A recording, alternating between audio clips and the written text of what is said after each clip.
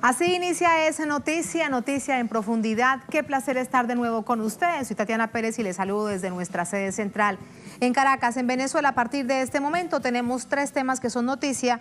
Los revisamos con titulares. El primero de ellos es noticia Venezuela, país que ocupa gran atención para los Estados Unidos. Este viernes, varias movidas políticas de la Casa Blanca dan cuenta de su urgencia por derrocar el gobierno bolivariano. Pero ¿qué pasa adentro de los Estados Unidos? ¿Qué piensa su clase obrera? ¿Qué piensa el pueblo de ese nuevo intento golpista? Vamos a tomar el pulso a un sector invisibilizado de la política norteamericana que se encuentra, algunos de sus representantes, aquí en Caracas. Segundo tema que es noticia, Panamá, 2 visiones de país se enfrentan este domingo en las elecciones generales y presidenciales. ¿El milagro económico o la desigualdad y la pobreza? Tenemos ese panorama de la mano de nuestro enviado especial, Rolando Segura, a la capital. Tercer tema que es noticia, salimos de la frontera de América Latina, Oriente Medio. Nos preguntamos por qué ahora reaparece el máximo cabecilla del autodenominado Estado Islámico. Desde hace 5 años, varias hipótesis se tejían sobre su vida o muerte, la de al-Baghdadi. Vamos a ver lo que hay de fondo. Al iniciar es noticia, que así comienza, bienvenidos, bienvenidas.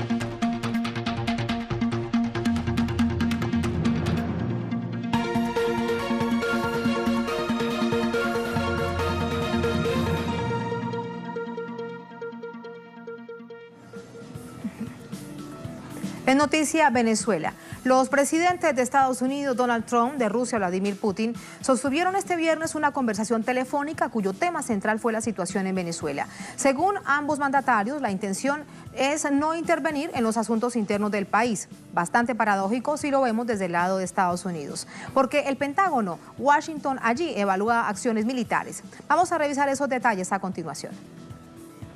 El presidente estadounidense Donald Trump aseguró este viernes que en la conversación telefónica con su homólogo ruso, Vladimir Putin, dejó claro que su gobierno respalda una transición pacífica en Venezuela. Trump insiste en la entrada de supuesta ayuda humanitaria al país suramericano. Tuve una muy buena conversación con el presidente Putin, probablemente durante más de 1 hora, y hablamos de muchas cosas. Venezuela fue uno de los temas y él no estaba buscando involucrarse en Venezuela, aparte de que le gustaría que algo positivo sucediera en Venezuela. Me siento igual. Queremos obtener ayuda humanitaria. En este momento las personas están muriendo de hambre, no tienen agua ni tienen comida. Más temprano, el portavoz del Kremlin, Dmitry Peskov, indicó que en el intercambio Putin subrayó que solo los venezolanos tienen derecho a determinar el futuro de su país, por lo que las intervenciones externas y los intentos de cambio de poder socavan las perspectivas de una solución política a la crisis. Por su parte, la portavoz de la Casa Blanca, Sarah Sanders, recordó que Estados Unidos maneja todas las opciones sobre Venezuela, incluida la intervención militar. Sanders detalló que los presidentes también hablaron sobre comercio, relaciones bilaterales, Ucrania, Corea del Norte y control de armas nucleares. En paralelo, el secretario de Estado norteamericano Mike Pompeo y el asesor de Seguridad Nacional de la Casa Blanca, John Bolton, se reunieron en el Pentágono con buena parte del equipo de Seguridad Nacional de Trump para estudiar posibles opciones militares sobre Venezuela. Y también en Washington continúa la tensión en las afueras de la Embajada de Venezuela en ese país. La Cancillería bolivariana exigió al Departamento de Estado norteamericano resguardar la sede, tal como el Ejecutivo venezolano protege las instalaciones de Estados Unidos en Caracas. Desde el fracasado golpe de Estado encabezado por Juan Guaidó en Caracas el pasado 30 de abril, el supuesto embajador de Guaidó en Estados Unidos, Carlos Vecchio, junto a simpatizantes de la oposición, han intentado entrar por la fuerza a las instalaciones de la embajada. Dentro del recinto se encuentran miembros del grupo activista COPINC, con el consentimiento legal de los funcionarios del gobierno venezolano. La codirectora de COPINC, Ariel Gold, fue arrestada ilegalmente la víspera junto a otro miembro del colectivo y denunció este viernes que fue agredida físicamente por manifestantes opositores y la policía no actuó. Los ataques contra Venezuela también se evidenciaron en la OEA, donde el embajador de Colombia ante este organismo, Alejandro Ordóñez, afirmó que el presidente Nicolás Maduro utiliza la migración para expandir el socialismo en la región. La dictadura de Nicolás Maduro, como bien lo explicaron los profesores que acaban de intervenir, hace parte de una agenda global para irradiar en la región el socialismo del siglo XXI. Para ello, la migración y las alianzas transcontinentales son parte de la estrategia para concretar ese propósito. Las polémicas declaraciones no solo fueron condenadas por Venezuela, sino también en lo interno por Colombia, al tratarse de un claro mensaje racista, xenófobo y cargado de intolerancia política. ¿Cuáles son esas reacciones que se dice en Colombia? ¿Cuál es la postura que toma el gobierno colombiano? De eso nos cuenta Tatiana Portela, nuestra corresponsal desde Bogotá. Tatiana, buenas noches, adelante. Para usted, Tatiana, y para todos nuestros televidentes, pues sí, son diferentes las reacciones que se ha suscitado después del pronunciamiento de Alejandro Ordóñez, embajador de Colombia ante la OEA. La primera declaración o el rechazo fue por parte del gobierno nacional, por parte del canciller Holmes Trujillo, quien aseguró que rechaza esas declaraciones del embajador, pero que da un doble discurso, Tatiana. Uno de ellos es que dice que esto no se da por la migración venezolana, no se da por expandir el socialismo, como lo dice el embajador Alejandro Ordóñez de Colombia, sino por una supuesta dictadura de Nicolás Maduro, negando lo que está pasando y es los bloqueos económicos por parte de Estados Unidos hacia Venezuela. Ese por una parte.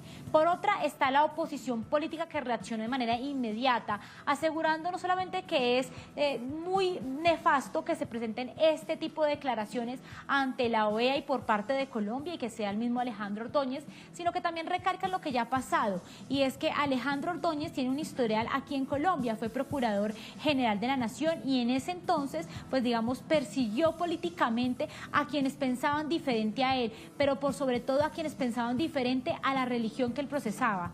Entonces, por ejemplo, recordaron la manera en la que quemó libros que iban en contra de su religión, en la manera en la que persiguió a la comunidad LGTBI, en la manera en que persiguió también, digamos, a toda la comunidad feminista y a varios opositores que se oponían, digamos, a sus reacciones e incluso a sus decisiones en la Procuraduría General de la Nación. Por eso desde allí también insistieron en la manera en la que se debe rechazar, no solamente rechazar estas declaraciones de Alejandro Ordóñez, sino también pedirle su renuncia, porque esto no solamente es una declaración que perjudica a Colombia, sino que también recrea nuevamente la xenofobia, esa que se vive aquí en Colombia por parte de gobiernos como el de Iván Duque, que tiene a su mando personajes políticos como Alejandro Ordóñez y otros tantos que han creado un tipo de xenofobia aquí en Colombia con los venezolanos. Y finalmente tenemos también el otro, la cara de la moneda, y es también la ciudadanía. Tenemos en Colombia una ciudadanía bastante polarizada, quienes, digamos, apoyan a Alejandro Ordóñez por sus convicciones políticas y religiosas, pero otros que se apartan y dicen esto es desastroso. Realmente aquí lo que se tiene que hacer es pedir que este personaje, Alejandro Ordóñez, pues renuncie, o que el gobierno de Iván Duque decida quitarlo de su cargo, no solamente para combatir esa xenofobia, sino también para que se dé un mensaje claro ante el mundo, y es que no se puede estar realizando este tipo de declaraciones. Pues finalmente nosotros estaremos muy atentos frente a qué pase después de todas estas declaraciones que han pasado a partir de esto que dijo Alejandro Ordóñez ante la OEA, y pues estaremos pendientes si el gobierno de Iván Duque tome medidas efectivas, no solamente de rechazar estas declaraciones, sino de decidir retirarlo de su cargo. Tatiana. Gracias, Tatiana. Veremos lo que sucede este fin de semana. Y vamos ahora desde Bogotá hasta Washington con nuestra corresponsal, Alina Duarte. Alina, muy buenas noches. ¿Cómo finaliza esta jornada en las afueras y al interior de la Embajada de Venezuela en Washington? ¿Cómo te va? Hola, ¿qué tal, Tatiana? Pues bastantes hostiles las reacciones por parte de la oposición venezolana luego de que ha ocurrido bastantes situaciones.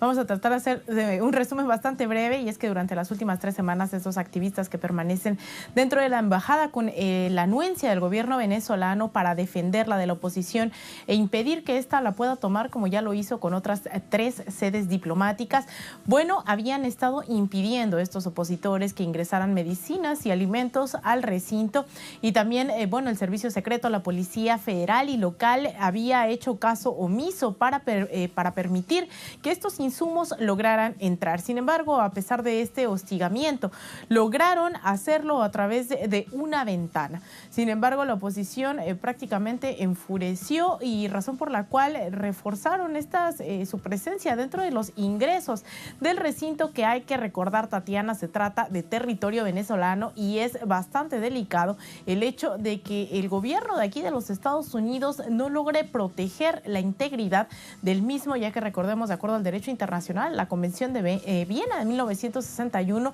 también tiene que ver con que esto es territorio venezolano y tiene que protegerlo, no puede permitirse la omisión del gobierno venezolano, razón por la cual también recordamos que la Cancillería venezolana ha pedido que se custodie, que se vigile, que se proteja estas instalaciones como ellos lo hacen con la embajada estadounidense en Caracas.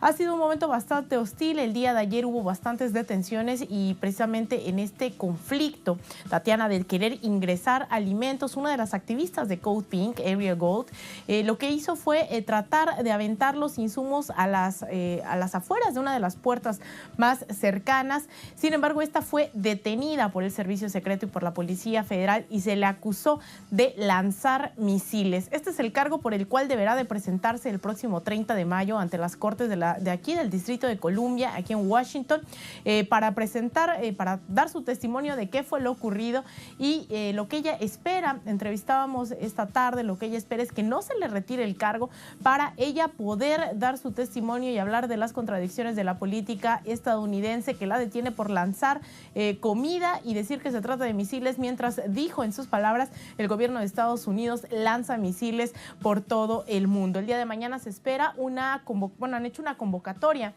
este denominado colectivo de protección de la embajada en este recinto para continuar con el resguardo de las instalaciones. Se espera que a la 1:00 p.m. lleguen varios manifestantes, como lo han hecho durante todas estas semanas para resguardar la embajada. Les estaremos trayendo estos y otros detalles, Tatiana.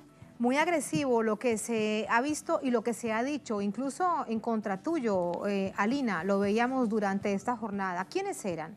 ¿Quiénes tenían este nivel de lenguaje, no solamente expresivo, sino corporal, contigo y con los que se encontraban allí haciendo el cubrimiento de esta noticia? Bueno, ha sido bastante violento durante los últimos días. En lo personal, hemos estado del otro lado de la acera, hemos estado reportando a través de redes sociales, a través de las pantallas de Telesur, qué es lo que está ocurriendo.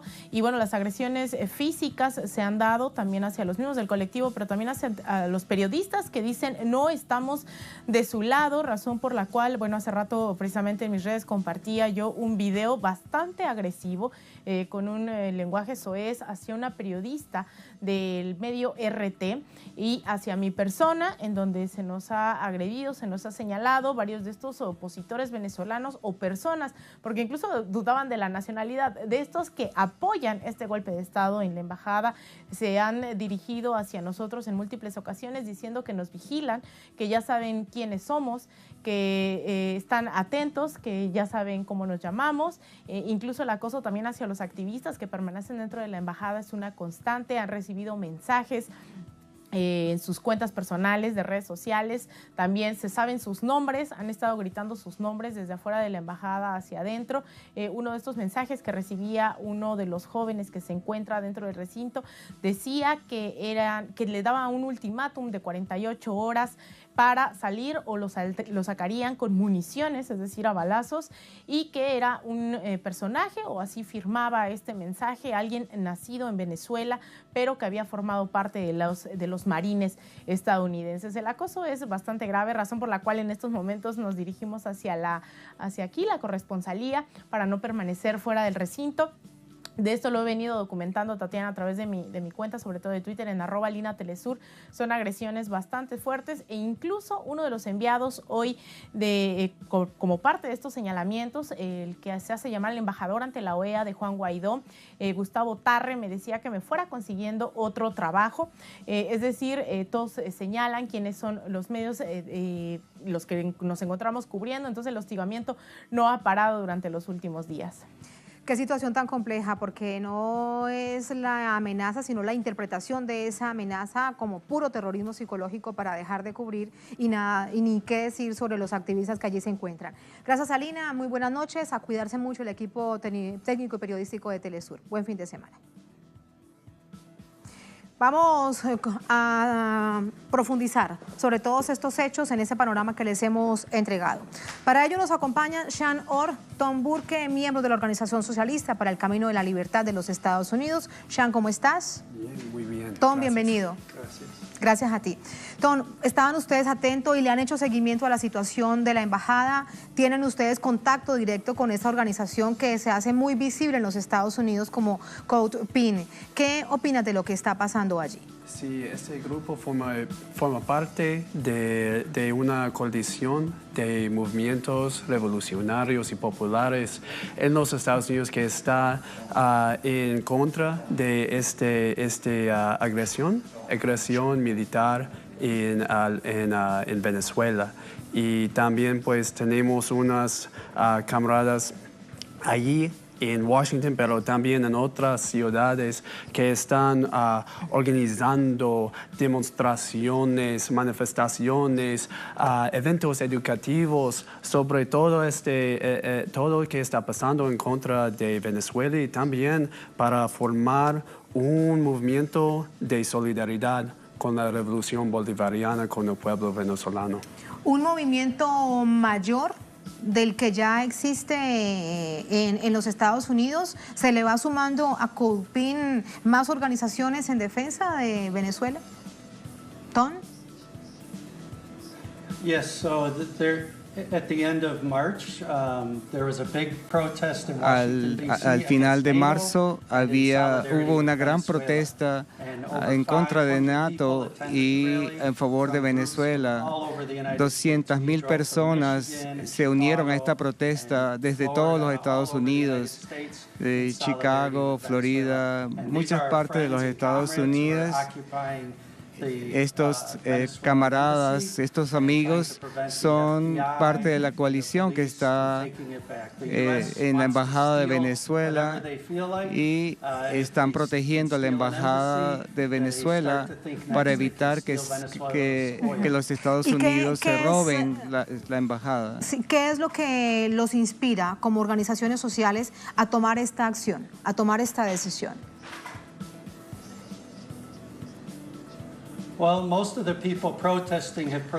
Más de la gente que está protestando en contra de la guerra desde los tiempos de la guerra de Vietnam.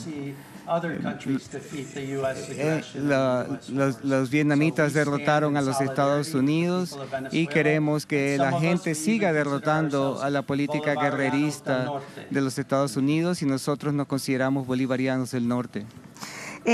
Sean, en el inicio del programa planteábamos varias preguntas. Uno de los interrogantes es ¿qué pasa dentro de los Estados Unidos? ¿Cómo seguir el pulso sobre una situación que está en todos los medios de comunicación de tu país, de los Estados Unidos, y a través de las distintas retóricas, distintos rostros de la Casa Blanca, se informa de manera permanente que todas las opciones sobre Venezuela están puestas sobre la mesa, que es una dictadura, que no hay libertad de expresión, que hay que acabar con ese gobierno, etcétera, con esa dictadura, con ese nivel de sistema que existe en Venezuela, y también satanizando el socialismo? ¿Cuál es la visión real de un pueblo que no aparece en esos medios de comunicación? ¿Cómo seguir el pulso? ¿Cómo de entender ese mensaje? ¿Cómo le llega al pueblo estadounidense? Pues podemos levantar ese mensaje adentro de los movimientos del pueblo en los Estados Unidos. No tenemos unos medios de comunicación como Telesur en los Estados Unidos. Todos están en las manos de la burguesía de Wall Street, de la Casa Blanca, pero ellos no tienen mucho apoyo popular en los Estados Unidos. Nosotros, como la clase obrera, como la gran mayoría del pueblo allí, entendemos que Estos medios de comunicación como el CNN, como MSNBC, como el Fox News, ellos son los mismos que dijeron los mentiras sobre Irak, sobre Afganistán y también sobre cuáles eran las causas de la crisis económica en 2008. Y por eso no hay mucha confianza con estos cuerpos ahí. Pero no tenemos el poder de estos medios de comunicación, pero tenemos los medios populares, ¿verdad? Y es por eso que tenemos nuestro periódico, se llama Lucha y Resiste, luchayresiste.org, para compartir la verdad con el pueblo, con los obreros, con los estudiantes, con las mujeres, y también hay otros. Permíteme, te pregunto algo más. Entonces, desde estos sectores populares de bases obreras, estudiantes, profesores, como me dices, ¿hay un interés real por la política agresiva de Estados Unidos sobre Venezuela? Oh, sí, claro. Pues es algo que está creciendo ahorita, porque el movimiento socialista adentro de los Estados Unidos está creciendo a un nivel que no ha existido desde los 50 casi. Y este movimiento está ubicado con los obreros que han sufrido tanto con esta crisis económica, que no todavía hay una recuperación para los ricos, pero no para los obreros. Y ellos todavía sufren y ellos se ven que es necesario para ver una alternativa real. Y eso es lo que los de la Casa Blanca y Wall Street, es por eso que ellos tienen miedo de Venezuela, porque Venezuela ofrece esta alternativa que es real, que existe aquí. Por nosotros en los Estados Unidos no podemos ver un futuro en este sistema, pero el futuro existe y existe aquí en Venezuela.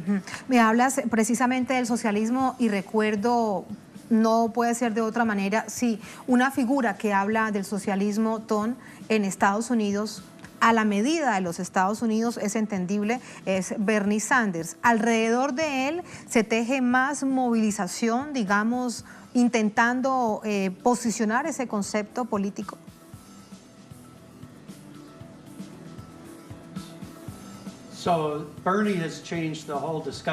Bernie ha cambiado la discusión, lo que está en el tópico del discurso diario de los estadounidenses, en cómo puede cambiarse la sociedad para beneficiar a todos en vez de beneficiar solo al 1%.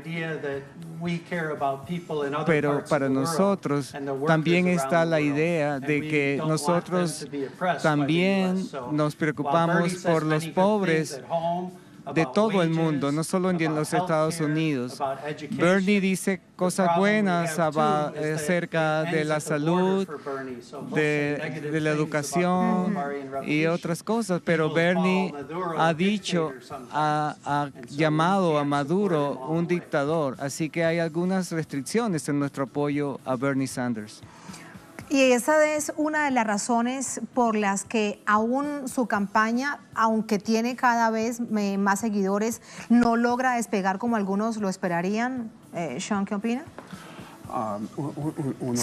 Sí, esta misma postura de Bernie Sanders sobre la política exterior norteamericana, particularmente sobre Venezuela, tal cual como la profesa la Casa Blanca, es lo que genera también que no haya un gran despegue de la carrera por la presidencia de Bernie Sanders.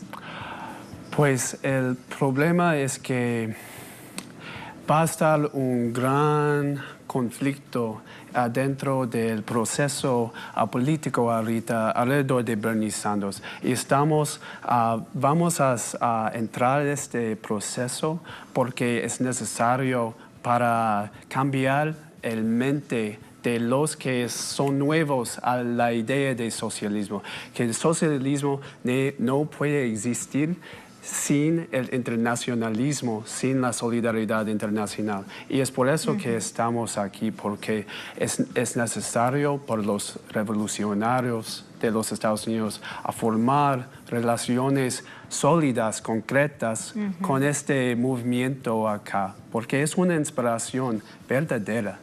Hay cosas aquí que no podemos soñar en los Estados Unidos ahorita, como la misión vivienda y como la misión milagro y como la misión barrio adentro. Hay muchos millones en los Estados Unidos ahorita que no tienen salud, no tienen acceso a eso.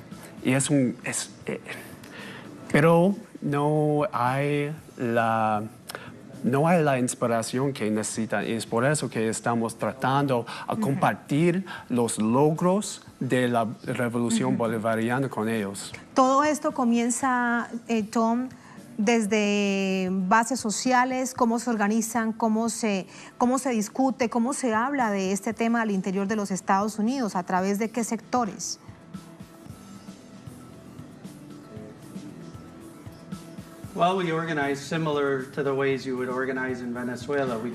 Bueno, nosotros nos organizamos de la manera similar a como ustedes lo hacen en Venezuela. Vamos puerta a puerta llamando a la gente a que luche contra la represión policial, contra toda la represión policial. Nosotros nos organizamos también en sindicatos y organizaciones laborales, en las escuelas, en los vecindarios, uno a uno, hablando con la gente. Claro, usamos también usamos redes sociales, entonces vemos Telesur en la internet porque Telesur dice la verdad. Entonces, pero esto realmente llama porque los mucho... Estados Unidos no permiten que exista Telesur o que se vea Telesur en los Estados Unidos. Te entiendo. Y esto llama mucho la atención porque es precisamente esa Estados Unidos organizada, invisibilizada. ¿Qué hacen con el temor de un Estado policial cuando bien percibe organización social para atacarla y para enfrentarla?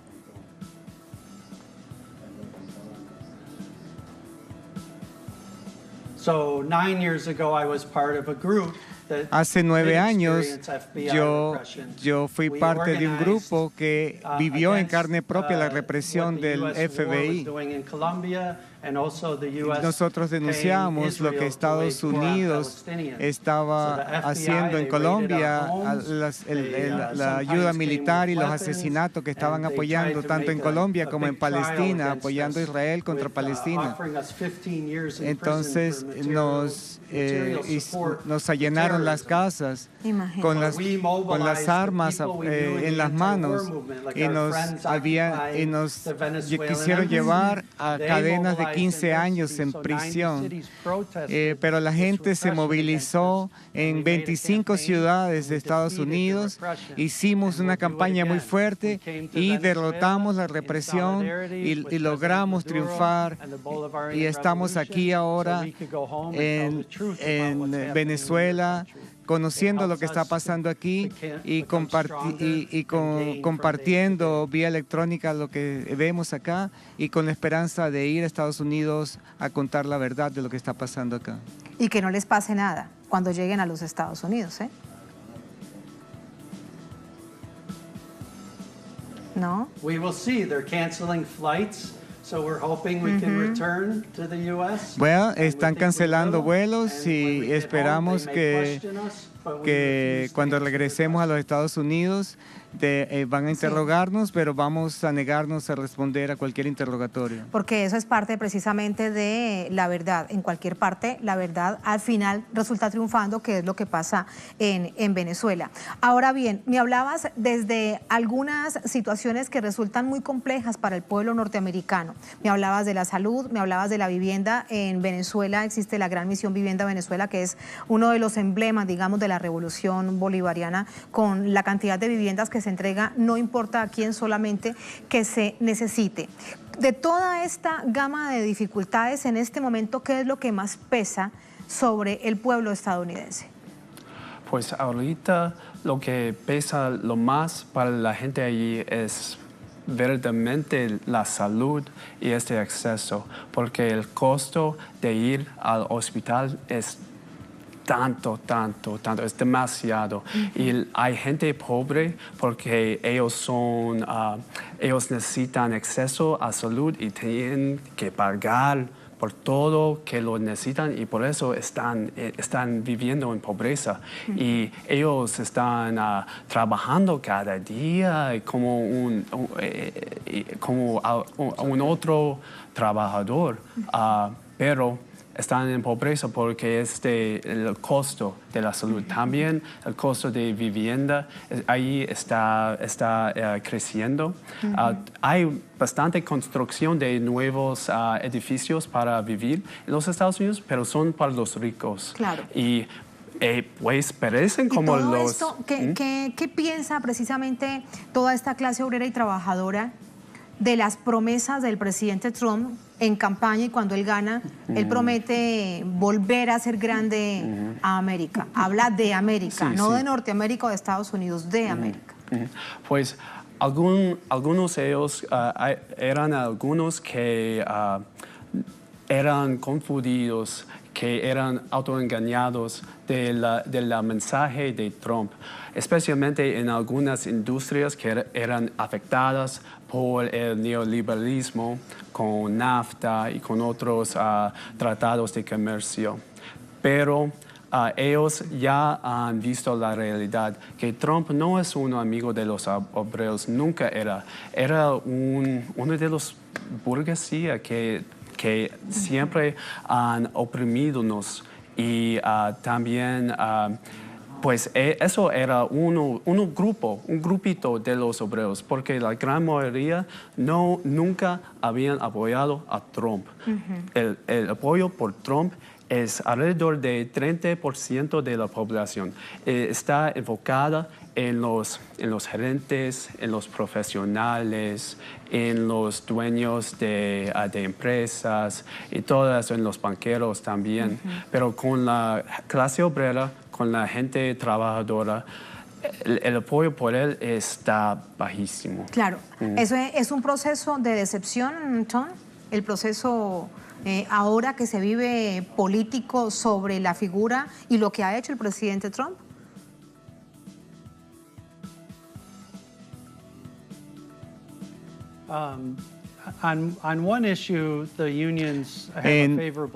En un punto, el movimiento laboral tiene un apoyo que es que Trump eliminó los tratados de libre comercio. Eso para nosotros está bien.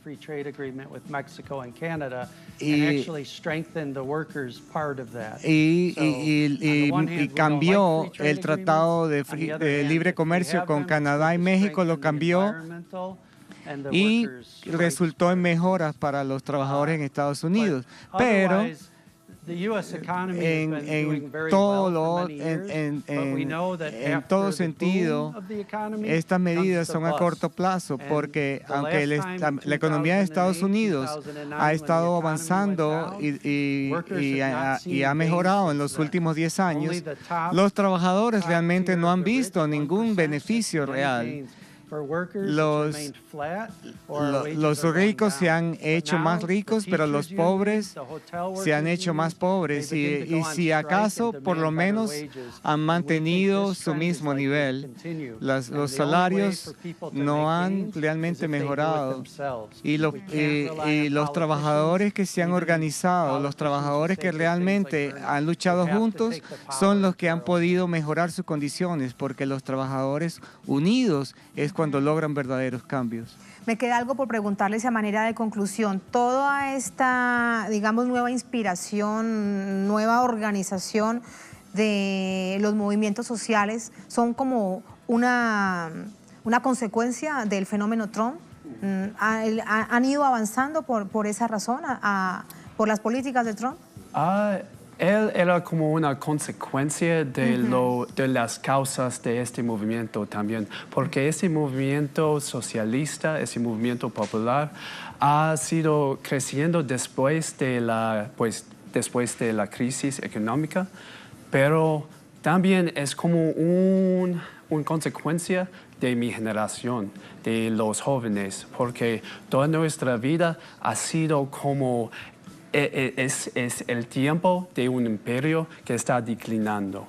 Y en nuestras vidas hemos visto las guerras en Afganistán y en Irak, la guerra económica aquí, la guerra en contra de todos estos países de Latinoamérica con los golpes suaves y todo eso. Y también la crisis económica que han afectado bastante con la deuda estudiantil, con los tipos de trabajo que podemos tener ahorita.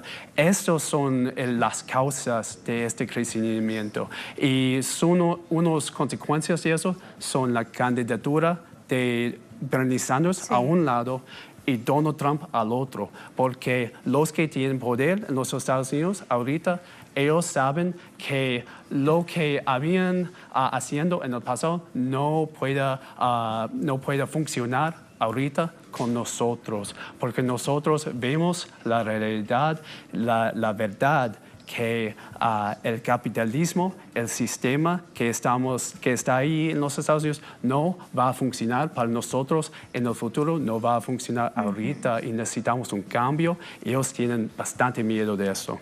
Con esa reflexión los despido. Sean, gracias. Muy buenas noches. Muchas gracias. Tom, muchísimas gracias. Buenas noches. Muchas gracias. Gracias a ti. Así nos vamos a la primera pausa en esta emisión de Es Noticia. Al volver, Es Noticia Panamá. Dos visiones de país se enfrentan este domingo en las elecciones generales y presidenciales.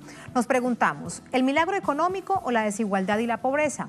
Tenemos ese panorama al volver en Es Noticia.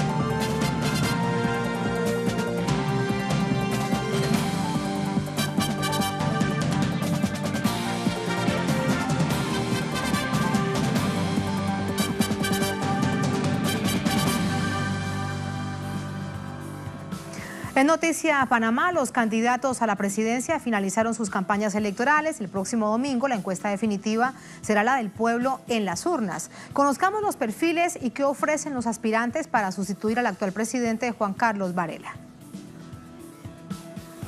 En vísperas de las elecciones generales del próximo 5 de mayo, la comunidad panameña se prepara para elegir a sus nuevas autoridades. Más de 2 millones de personas han sido llamadas a las urnas para elegir presidente, diputados, alcaldes y otros cargos locales. Los 7 candidatos a la presidencia son Laurentino Cortizo, empresario ganadero, perteneciente al Partido Revolucionario Democrático, presenta un plan de gobierno enfocado en mejorar la educación, impulsar la economía y combatir la pobreza y la desigualdad.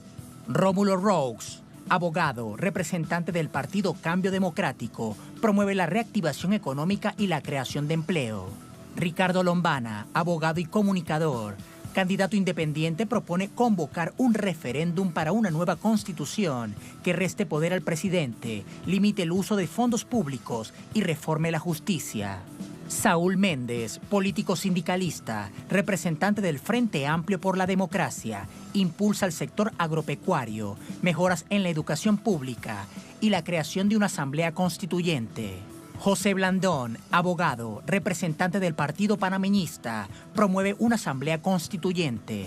Ana Matilde Gómez, política, defensora de derechos humanos, candidata independiente, busca mejorar la formación de los docentes, crear un gabinete anticorrupción y cambiar la ley de contrataciones públicas.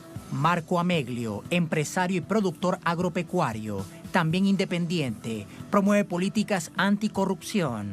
Panamá, un país secuestrado por el gran capital que lo ha convertido en el 6º más desigual del mundo, sufre un 22,1% de pobreza y un 6,9% de pobreza extrema. Condiciones que se enfrentan no en las grandes ciudades panameñas, sino en las provincias y en las comunidades indígenas, donde asciende al 80%. Seguimos sumando información, vamos hasta Ciudad de Panamá con nuestro enviado especial, Rolando Segura, vía telefónica. Te saludamos, Rolando, muy buenas noches.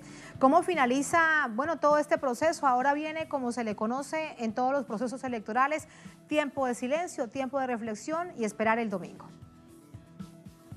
Hola, saludos, Tatiana. En efecto, ya está en marcha precisamente este periodo de veda electoral, se le llama acá jornada de reflexión ciudadana, que comenzó precisamente ya al finalizar el jueves, en la víspera, cuando cerraron las campañas electorales. Ya mañana al mediodía entrará en vigencia la ley seca.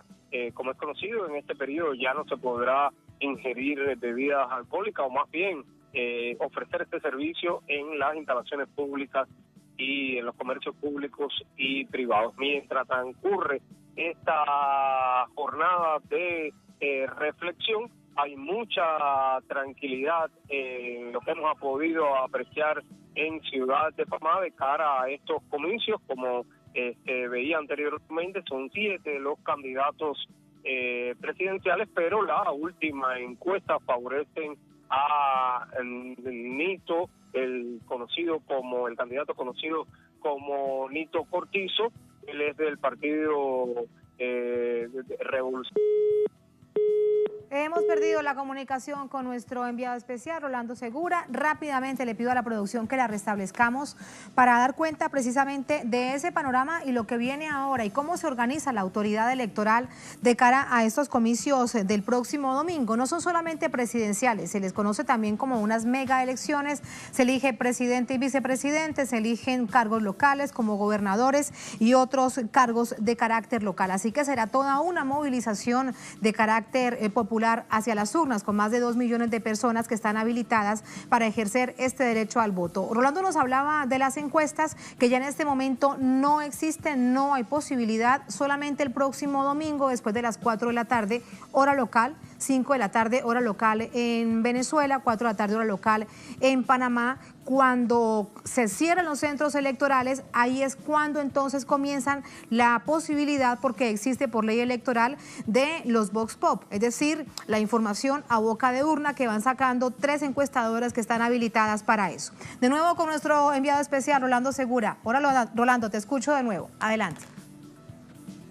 Sí, hablabas de, no sé en qué parte me quedé cuando cayó la comunicación, pero bueno, hablabas de las encuestas, los últimos sondeos divulgados por el diario La Estrella de Panamá indicaban al candidato conocido como Nito Cortizo en la preferencia de del electorado. Pero tengamos en cuenta que en esta oportunidad no se eligen solo el presidente y el vicepresidente, sino también más de 1.500 cargos de elección popular. Recordemos que son unas elecciones generales y se estaría designando entonces también a los diputados a la Asamblea Nacional, a los concejales, a los alcaldes, también a representantes distritales e incluso a los diputados al Parlamento centroamericano. ¿Cuáles son los temas que han estado instalados en la campaña? Por ejemplo, el de la corrupción.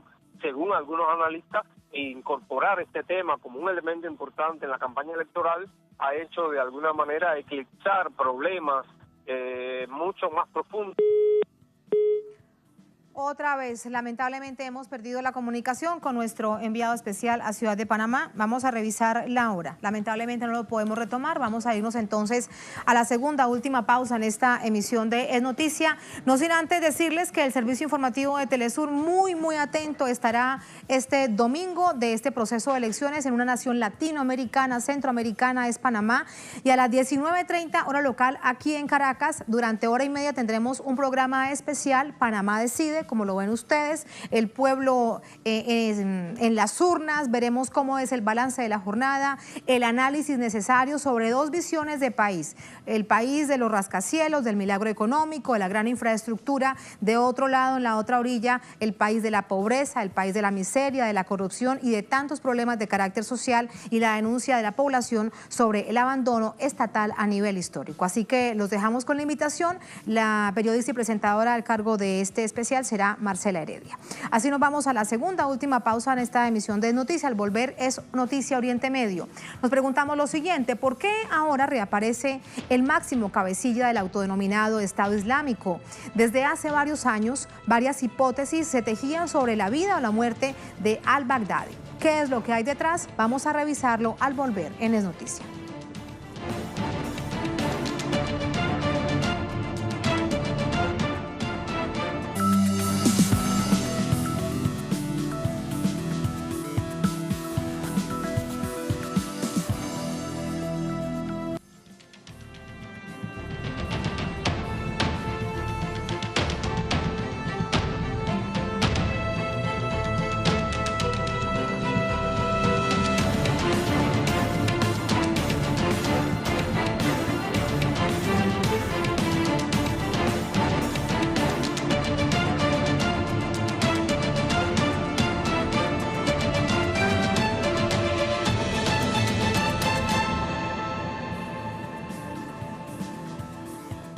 En Noticia Oriente Medio, la imagen del temible al-Baghdadi le ha dado la vuelta al mundo esta semana y abre una serie de peligrosas preguntas. ¿Cuál será, por ejemplo, su segunda promesa de califato? Al-Baghdadi no había sido visto desde 2014, cuando proclamó desde Mosul, al norte de Irak, la creación de un califato que podría llegar hasta las fronteras de Europa. Su principal presencia estarían en Irak y en Siria. Aunque en el video de 18 minutos se reconoce la derrota en Baghouz, el último bastión del grupo promete venganza. Añadió que los ataques del domingo de Pascua en Sri Lanka fueron su responsabilidad y que recibió promesas de lealtad por parte de militantes de Burkina Faso y Mali. En su punto máximo, recordemos, el Estado Islámico se apropió de más de 88.000 kilómetros cuadrados que se extendían a través de la frontera entre Irak y Siria. Para 2016 ya habían sido diezmados esos territorios. En 2017 perdió a Mosul en Irak. En octubre del mismo año fueron expulsados de Raqqa en Siria.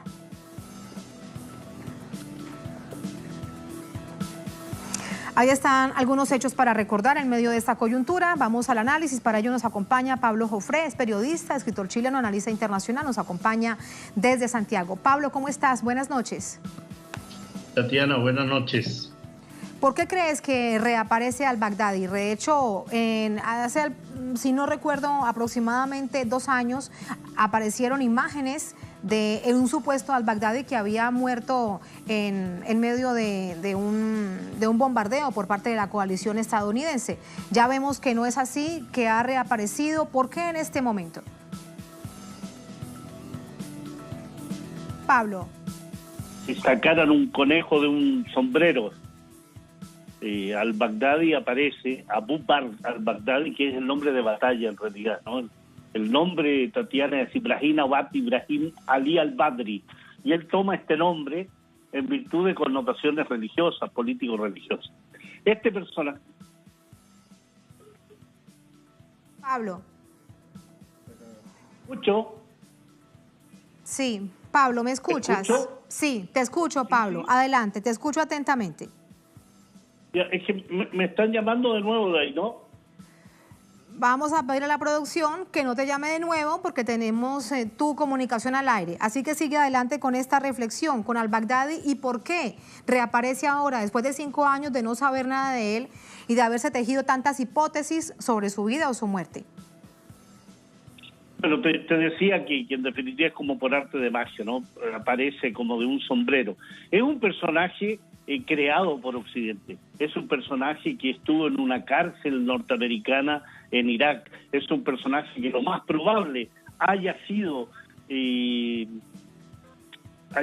aprendido y al mismo tiempo se le generó una militancia en los servicios de seguridad de Estados Unidos y de Irak de ese momento, ¿no?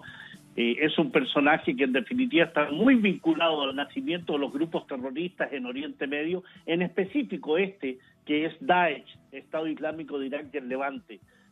Un personaje controversial, un personaje que aparece como el gran enemigo de Occidente y sin embargo ha cumplido cada uno de los requerimientos y los objetivos que ese Occidente ha tenido para algunos países de Oriente Medio, en específico Irak y Siria.